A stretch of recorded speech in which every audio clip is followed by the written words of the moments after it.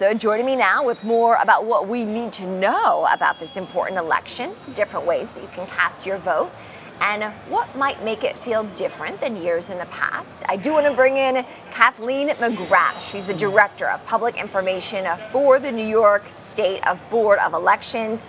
Kathleen, thank you so much for joining. Thank you for having me. The stock exchange, its parent company, Intercontinental Exchange, are very much encouraging people to get out there and vote.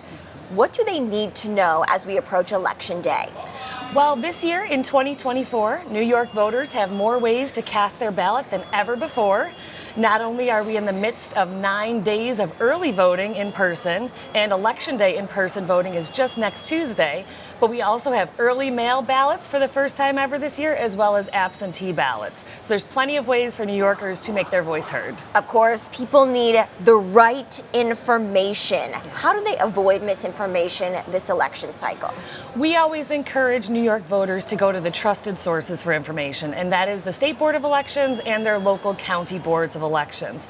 Those are the folks that can give you the accurate information about the election process, procedures that happen before and after Election Day, and the ways to vote and important deadlines. So let's talk about early voting. I'm planning to do that this weekend. Excellent. What are the steps to make sure that you get your vote out early if that's what works for you? So early voting starts 10 days before Election Day and runs for 9 days. The hours and locations do vary by county. Outside of New York City, you can go to any poll site in your county. And you would want to contact your county board to get those hours and locations, but you can go at a time and day that's convenient for you. We're already seeing we've had almost 1.7 million New York voters cast their votes just in the first 5 days of early voting, and then this still runs through Sunday, November 3rd. What do people need to bring to the polling place to make sure that they can cast their ballot?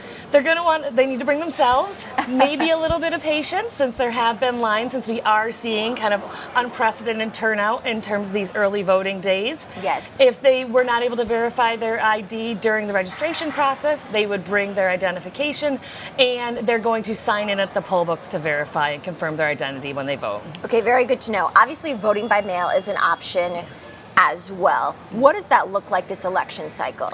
So just starting this January 1st, all New Yorkers can request a mail ballot called an early mail ballot. Prior to that, we had absentee voting where you needed one of a list of enumerated excuses of why you were physically unable to get to the polls.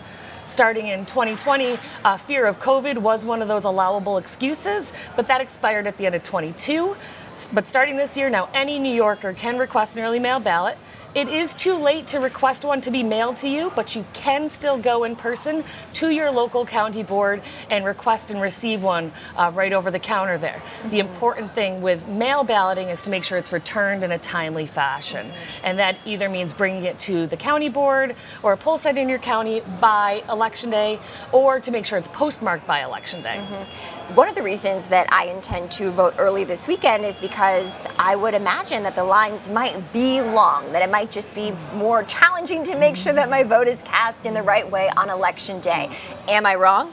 Well, certainly having 10 days to vote, 9 early voting plus Election Day does disperse the crowd a bit, but we really are seeing high levels of turnout.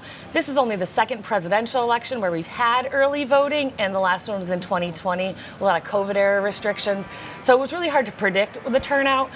County boards do all they can to make sure no one's waiting more than 30 minutes in line, and they have the ability to reassess and add additional hours or poll sites if needed during that time. But maybe packing a little patience is good for you. And always remember, if you're in line by 9 p.m., you absolutely can cast your vote. Okay, very good to know. And in terms of election security, that's a topic of conversation that has been making its way into the news cycle more and more.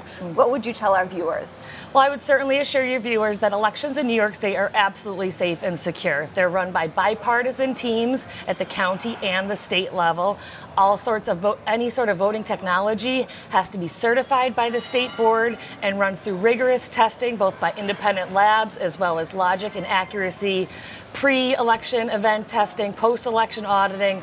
So everything is run safe and securely and transparently. I want to go back to what people need to know. Of course, Weather is a factor for some people around the country, but I would assume that that would not impact them, right? Any of these things that they're thinking about, trying to make sure that they have a plan in place to really get out and vote on Tuesday, what else do our viewers need to know?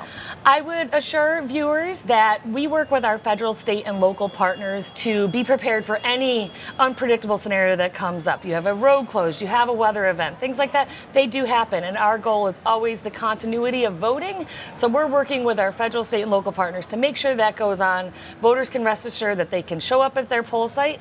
They can use our voter lookup tool on our website at elections.ny.gov to find out where they need to go to cast their vote. Kathleen McGrath, thank you so much for joining me. Such great information, of course, as we encourage people to get out and vote. Kathleen's the Director of Public Information at the New York State Board of Elections. We appreciate it. Thanks, Kristen.